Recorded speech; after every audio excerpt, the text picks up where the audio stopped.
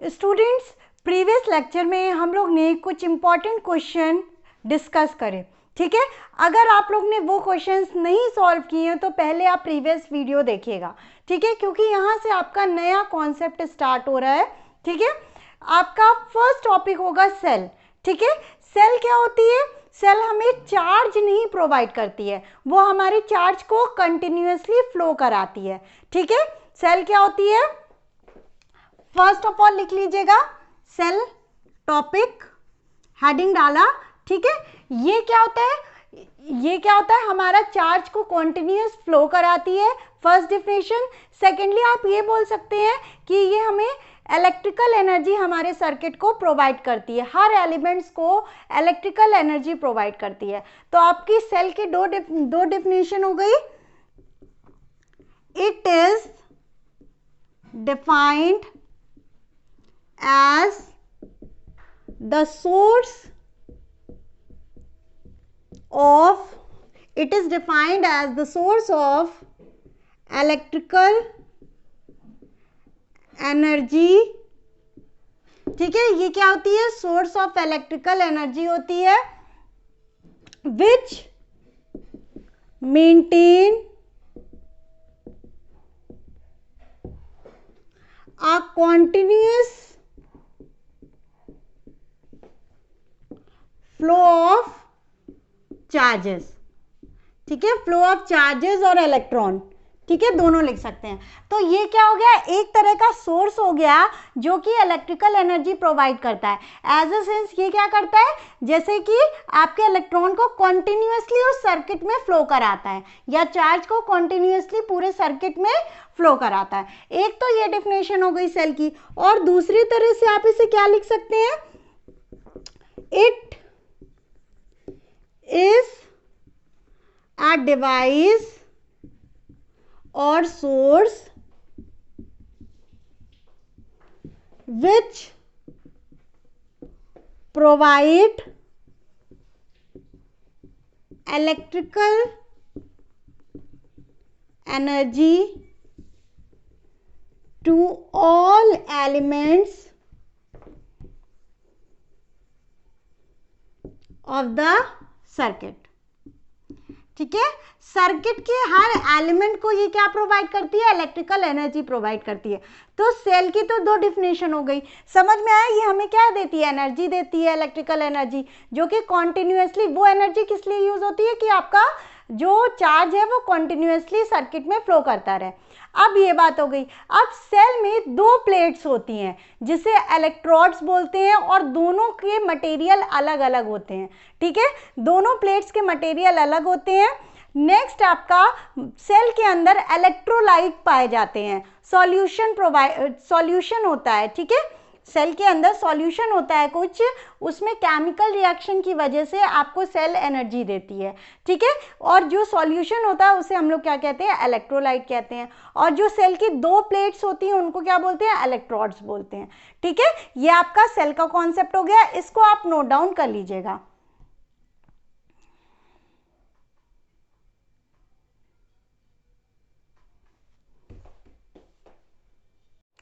ना स्टूडेंट्स, हम लोग डिस्कस करने जा रहे हैं EMF, ठीक है। EMF, ठीक है। EMF क्या होता है? इसको लिख लीजिएगा, फुल फॉर्म इसका इलेक्ट्रो मोटिव फोर्स, ठीक है। As the name indicates force, तो ये फोर्स नहीं होता, फर्स्ट ऑफ ऑल ये फोर्स नहीं होता, ये ध्यान रखिएगा। पहले इसका नाम रख दिया गया था, ठीक है, तो उसको चेंज नहीं करा गया, जो प्री डिफाइंड नाम चला रहा है वही है, इलेक्ट्रोमोटिव फोर्स। अब ये क्या होता है? ठीक है, इलेक्ट्रोमोटिव फोर्स क्या होता है? जब हमारा सर्किट ओपन होता है, ठीक है, ओपन होता है तो जो पोटेंशियल डिफरेंस होता है उसी को क्या बोलते हैं? EMF।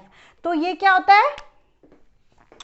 लिख लीजिएगा, it is defined as the potential difference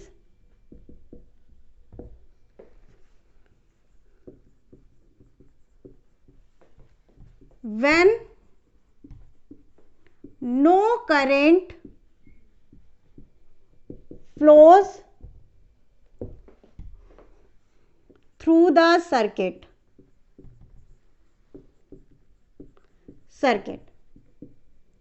ठीक है, यहां से हमें क्या पता चला, इलेक्ट्रोमोटिव फोर्स क्या होता है, जब कोई करंट नहीं फ्लो करता सर्किट से, जो पोटेंशियल डिफरेंस होता है उसे इलेक्ट्रोमोटिव फोर्स बोलते हैं। और ओपन सर्किट भी लिख सकते हैं। ओपन सर्किट अगर होगा मतलब कोई करंट फ्लो नहीं कर रहा होगा, ठीक है, तो जो पोटेंशियल होता है उसी को क्या बोलते हैं, पोटेंशियल डिफरेंस को ईएमएफ बोलते हैं। ये कैसे, जैसे आप मार्केट से बैटरी लाते हैं, ठीक है, उस पर 12 वोल्ट या 8 वोल्ट लिखा है, ठीक है, वो जो ईएमएफ है अभी तो उसमें क्या आपने लगाया नहीं है, वो ऐसे आप बैटरी लाए हैं तो उसमें क्या है, आपका जो 12 वोल्ट या 8 वोल्ट लिखा हुआ है वो आपका क्या हो जाता है, ईएमएफ हो जाता है। ठीक है, वो क्या होता है, आपका ईएमएफ होता है। अब यहां से देखिएगा, ठीक है, ये हो गया ओपन सर्किट से जो पोटेंशियल डिफरेंस होता है उसी को क्या बोलते हैं, ईएमएफ। मतलब जब आपका सर्किट काम नहीं कर रहा है, उसमें करंट फ्लो नहीं कर रहा है, तो तब आपका क्या होगा, ईएमएफ। ठीक है, उसे पोटेंशियल डिफरेंस को क्या बोलेंगे। अब यहाँ पे आगे हम लोग पढ़ेंगे, रिलेशन पढ़ेंगे, जब करंट फ्लो करता है तब मतलब V और E में आपका क्या रिलेशन होता है वो आगे डिस्कस करेंगे। पहले तो यहाँ देखिएगा ईएमएफ को E से रिप्रेजेंट करते हैं, यहाँ पे लिख भी लीजिए, ठीक है, इसको हम लोग आगे देखेंगे। ठीक है, ये आप नोट डाउन कर लीजिएगा।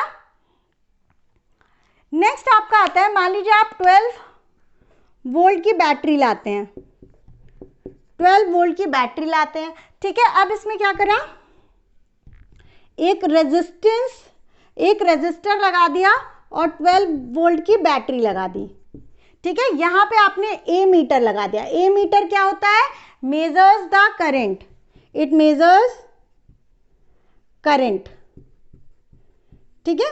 आप देखिएगा यहाँ पे ये जो होगा, यहाँ पे आप वोल्ट मीटर लगा देंगे जो कि आपका पोटेंशियल डिफरेंस मेजर करेगा। हमेशा याद रखिएगा ये जो होता है रेजिस्टर के पैरेलल में लगता है, ठीक है। आगे जब एक्सपेरिमेंट आप पढ़ेंगे, ठीक है, प्रैक्टिकल आप करेंगे, तब ये आप लोगों को क्लियर हो जाएगा क्यों होता है, ठीक है। ये क्या हो गया, पोटेंशियल डिफरेंस मेजर करता है। ए मीटर आपका करंट मेजर करता है, और ये आपका आर हो गया, ठीक है। या इसको ले लीजिए, इसको 4 ओम या 3 ओम ले लेते हैं, 4 ओम ले लेते हैं, ठीक है। अब हमने क्या देखा, अगर आपका ये 12 वोल्ट की बैटरी लगी है, ठीक है, और ये ईएमएफ है, ठीक है। 12 वोल्ट की बैटरी आप लाए थे, ठीक है, और इसे लगा दिए, ठीक है। पहले तो ईएमएफ लाए थे ना, क्योंकि कनेक्टेड नहीं थी। फिर इस सर्किट में जब हमने लगा दिया तो हमने ये देखा कि 12 वोल्ट की बैटरी थी, 4 ओम आपका रेजिस्टर था, रेजिस्टेंस था, तो करंट क्या हो जाएगा, करंट V अपॉन R, मतलब 12/4 मतलब 3 ओम, 3 एम्पियर, सॉरी, ठीक है। आपका करंट क्या आना चाहिए, 3 एम्पियर आना चाहिए। लेकिन जब हम लोग ने ए मीटर में रीडिंग देखी तो ये चीज देखा कि इसमें कितना करंट फ्लो कर रहा है, 2 एम्पियर करंट फ्लो कर रहा है।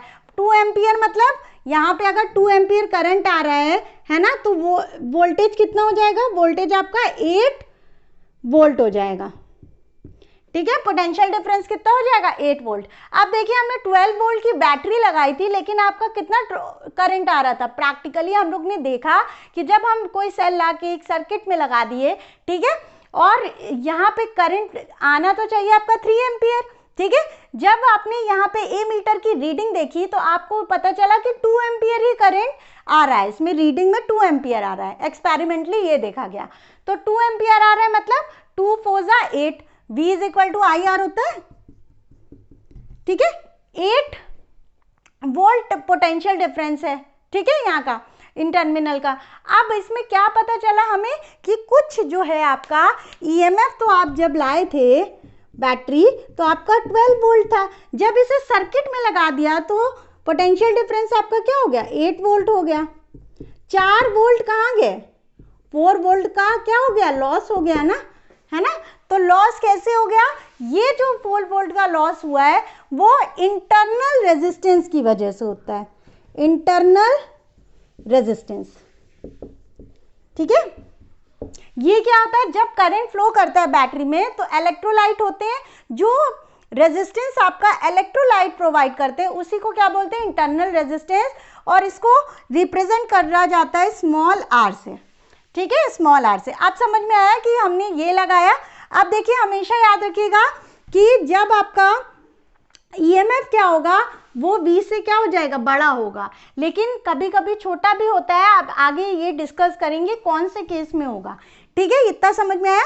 इंटरनल रेजिस्टेंस हम समझाते हैं कि ये क्या हुआ, 4 वोल्ट का लॉस हुआ, किस वजह से, इंटरनल रेजिस्टेंस, जो कि रेजिस्टेंस प्रोवाइड करता है इलेक्ट्रोलाइट, ठीक है, सेल के अंदर का इलेक्ट्रोलाइट प्रोवाइड करता है, ठीक है। ये हो गया आपका कॉन्सेप्ट, इसे नोट कर लीजिएगा। नाउ स्टूडेंट्स, हम लोग इंटरनल रेजिस्टेंस की डेफिनेशन लिखेंगे। इंटरनल रेजिस्टेंस, ठीक है, इसे रिप्रेजेंट कैसे करते हैं, स्मॉल आर से, या स्मॉल आर से लिख लीजिए, ठीक है। अब यहाँ पे देखिएगा ये होता क्या है, it is the resistance offered by the electrolyte। ये क्या होता है, रेजिस्टेंस जो ऑफर करता है इलेक्ट्रोलाइट, उसी को क्या बोलते हैं, इंटरनल रेजिस्टेंस। और इसे और करके लिख लीजिएगा, it is the obstruction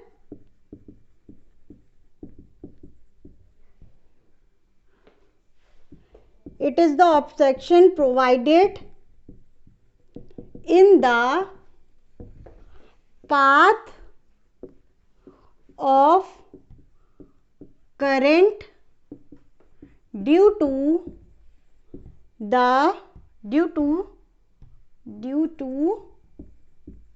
the material of the electrolytes,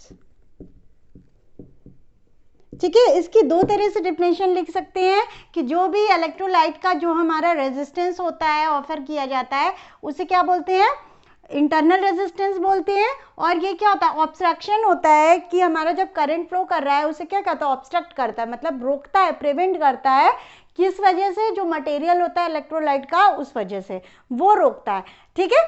जो रेजिस्टेंस लगाता है उसे इंटरनल रेजिस्टेंस कहते हैं, ठीक है। अब बात आती है इंटरनल रेजिस्टेंस डिपेंड किस पे करता है। आपने पहले केमिस्ट्री में पढ़ा होगा, ठीक है, सॉल्यूशन बनाते हैं, 2 इलेक्ट्रोड्स लेते हैं, है ना, ठीक है। तो अब ये हो गया, ये केमिस्ट्री का पार्ट है, आप लोगों ने पढ़ रखा होगा। तो अब यहाँ पे हम देखेंगे कि हमारा जो इंटरनल रेजिस्टेंस होता है, हम लोग इलेक्ट्रोलाइट सॉल्यूशन बनाते हैं, है ना, तो इंटरनल रेजिस्टेंस जो होता है वो किस पे डिपेंड करता है, ठीक है। इसको नोट डाउन कर लीजिएगा।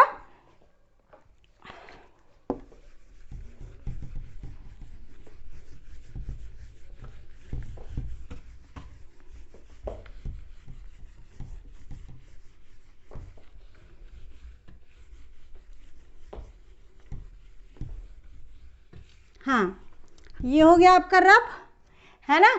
अब क्या करते हैं हम लोग, भूल गए हम, जा रहे थे क्या बताने, हाँ, इंटरनल रेजिस्टेंस डिपेंड किस पे करता है, ठीक है। Internal resistance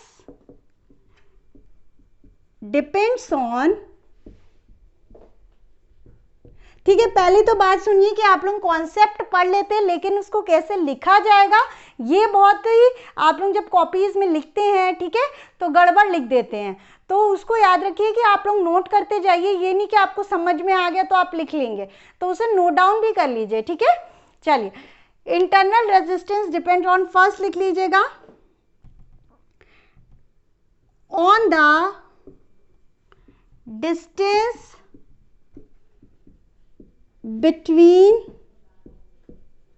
the plates. किस पे डिपेंड करता है, डिस्टेंस बिटवीन द प्लेट्स। कैसे डिपेंड करता है, internal resistance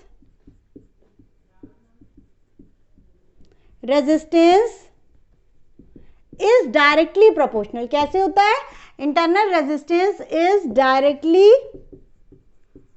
proportional to the distance between the electrodes और प्लेट्स।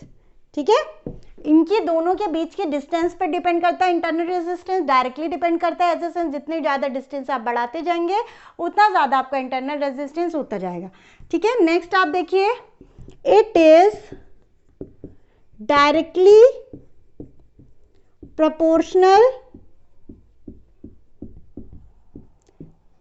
ठीक है, ये डायरेक्टली प्रोपोर्शनल होता है to the area dipped to the area of plates dipped into the electrolytes।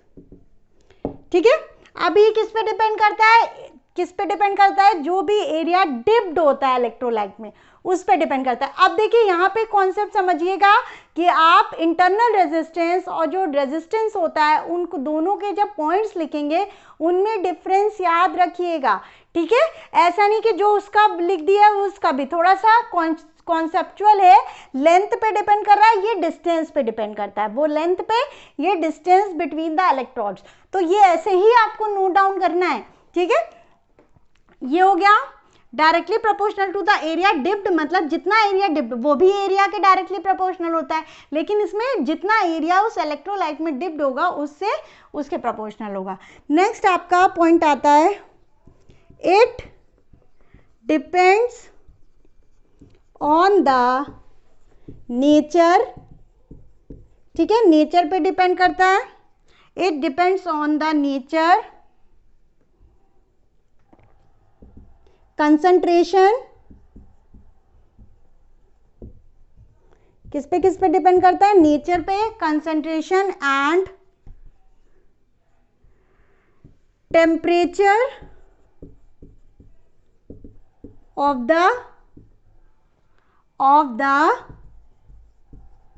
Electrolytes. ठीक है, ये नेचर पे डिपेंड करता है, कंसंट्रेशन पे डिपेंड करता है and temperature of the electrolyte. ठीक है, ये सारे पॉइंट्स याद कर लीजिएगा, लिख लीजिएगा। क्यों? क्योंकि सिर्फ आप न्यूमेरिकल लगाने से ही अच्छे मार्क्स नहीं आ जाएंगे। ठीक है, ये भी पढ़ना पड़ेगा। ठीक है ना स्टूडेंट्स, हम लोग अब देखने जा रहे हैं कि जब हमारा चार्जिंग कंडीशन होती है, जब हम बैटरी को चार्ज करते हैं, तब हमारा जो वो होता है पोटेंशियल डिफरेंस होता है वो कैसे वेरी करता है। ठीक है, अगर डिस्चार्जिंग की कंडीशन है, मतलब अगर करंट को लिया जा रहा है बैटरी से, तब आपका जो पोटेंशियल डिफरेंस है वो कैसे वेरी करेगा, जो टर्मिनल पोटेंशियल डिफरेंस है। ठीक है, अब यहाँ पे देखिएगा, आप हेडिंग डाल लीजिए, concepts regarding terminal potential difference, terminal potential difference. अब यहाँ पे देखेंगे, जब हम करंट ड्रॉ करते हैं, मतलब जब बैटरी को ला के सर्किट में फिट कर देते हैं, तो लिखिएगा when current is drawn from the circuit. ठीक है, देन हमने बताया अगर क्या करेंगे, करंट मतलब करंट फ्लो करेगा, मतलब एज ए सेंस उस सर्किट में जाके आप फिट कर देंगे तो आपका क्या हो जाएगा, पोटेंशियल डिफरेंस कम होगा। देन ईएमएफ से 12 आ रहा था पहले, 12 वोल्ट, फिर 8 वोल्ट आ रहा था, कैसे कम होगा देखिए, E-IR। ठीक है, ये क्या है, IR क्या है आपका, वोल्टेज है। ठीक है, पोटेंशियल डिफरेंस है, पोटेंशियल डिफरेंस किसका, इलेक्ट्रोलाइट का, बैटरी का इंटरनल रेजिस्टेंस है और करंट तो उतना ही फ्लो करेगा, है ना। ये कॉन्सेप्ट हो गया। क्यों माइनस किया है, समझ में आ रहा है, जो ये टोटल ईएमएफ 12 वोल्ट की आप बैटरी लाए थे, ठीक है, उसका ईएमएफ क्या था, ठीक है, 12 वोल्ट था, इंटरनल रेजिस्टेंस मतलब स्मॉल आर की वजह से उसमें क्या होगा, पोटेंशियल डिफरेंस कितना हो जा रहा था, 8 हो जा रहा था। अभी एग्जांपल बताया ना, तो इसको अगर माइनस कर देंगे तो आपका आ जाएगा पोटेंशियल डिफरेंस। ठीक है, अब यहाँ पे देखिए नेक्स्ट लिखिएगा, when no current is drawn. देखिए बहुत ही इंपॉर्टेंट कॉन्सेप्ट है, ये नहीं कि बस देख लिया हाँ हाँ हाँ समझ में आ गया, नोट भी करना है। ठीक है, अब देखिए जब करंट कोई भी ड्रॉ नहीं होता है तो आपका V किसके बराबर हो जाएगा, E के बराबर हो जाएगा। यही सब आपके न्यूमेरिकल में कॉन्सेप्ट आता है और आप लोग जो है फंस जाते हैं उसी में। ठीक है, अब देखिए यहाँ पे इन चार्जिंग कंडीशन, जब हम डिवाइस को चार्ज करते हैं, ठीक है, तो आपका जो होगा पोटेंशियल वो क्या हो जाता है, बढ़ जाता है। जब चार्जिंग करेंगे उसमें तो आपका ये क्या हो जाएगा, ईएमएफ से बड़ा हो जाएगा, IR। मतलब यहाँ के केस में क्या होगा, terminal potential difference is greater than EMF. यहाँ पे क्या है, V is smaller than E।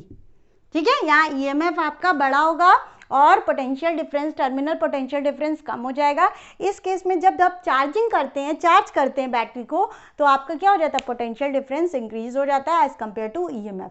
ये कॉन्सेप्ट आपका इंपॉर्टेंट है। ठीक है, इसके अलावा आपका ईएमएफ से रिलेटेड कुछ नहीं है। ठीक है, ये लिख लीजिएगा। नाउ स्टूडेंट्स, अब ये आपका नेक्स्ट क्वेश्चन है, आप लोग देखिएगा, इसे नोट डाउन कर लीजिए, इसे बना लीजिए। ठीक है, ड्रॉ कर लीजिएगा और इसमें लिखिए find the effective resistance between the terminal A and B।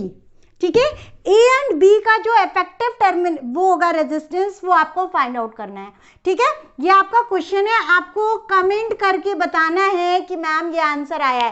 ठीक है, वहीं यूट्यूब की वीडियो में ही कमेंट करना है कि इतना आंसर आपका आया है। ठीक है, अब यहाँ पे देखिएगा आपको क्या करना है, हम समझा भी देते हैं। आपको पूरा क्या करना है, सर्किट को रिड्यूस करना है। ठीक है, इस सर्किट को पूरा रिड्यूस कर लिया, जो आएगा इसको पूरा सॉल्व करने के बाद, तो ये टर्मिनल है आपका, तो ये दोनों क्या हो जाएगा, अंत में पैरेलल में हो जाएगा। तो ये चीज याद रखिएगा, आपको जो आपके टर्मिनल दिए वहां तक सर्किट को रिड्यूस करना है। ठीक है, ये दोनों आपके टर्मिनल थे। ठीक है, आप लोग ये कमेंट करके हमें सॉल्यूशन बताएंगे। ठीक है,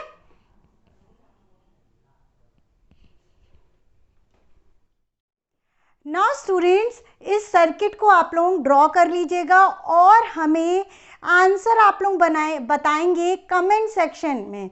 ठीक है, कमेंट करके आप लोग आंसर हमें बताएंगे कि किसने किसने सॉल्व किया है और किसका कितना आंसर आया है। इस सर्किट को ड्रॉ कर लीजिएगा। ठीक है, ये आपका 2 ओम है, ये 2 है, ये 4 है, यहाँ पे 4 है, यहाँ पे 4 है, यहाँ पे 4 है।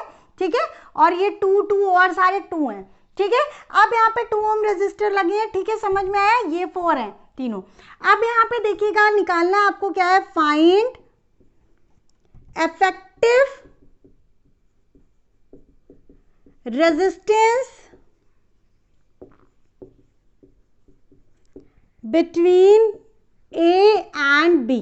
ठीक है, ये जो टर्मिनल है यहाँ पे लिख लीजिए, बिटवीन द टर्मिनल, यहाँ पे लिख लीजिएगा टर्मिनल A एंड B। ठीक है, अब आपको यहाँ पे B के बीच में कितना इफेक्टिव रेजिस्टेंस है वो फाइंड आउट करना है। आप कमेंट करेंगे, हम देखेंगे कितने बच्चों ने सॉल्व किया और कितने ने सही आंसर दिया है। ठीक है, अब इसके बाद इस क्वेश्चन को नोट डाउन कर लीजिएगा। हम लोग अपना नेक्स्ट मोस्ट इंपॉर्टेंट टॉपिक पढ़ेंगे, किरचॉफ्स लॉ। ठीक है, अब इसको यहीं तक रखते हैं आज के लिए। Hello students, kindly watch my other videos and don't forget to subscribe, like and also share my videos with your friends.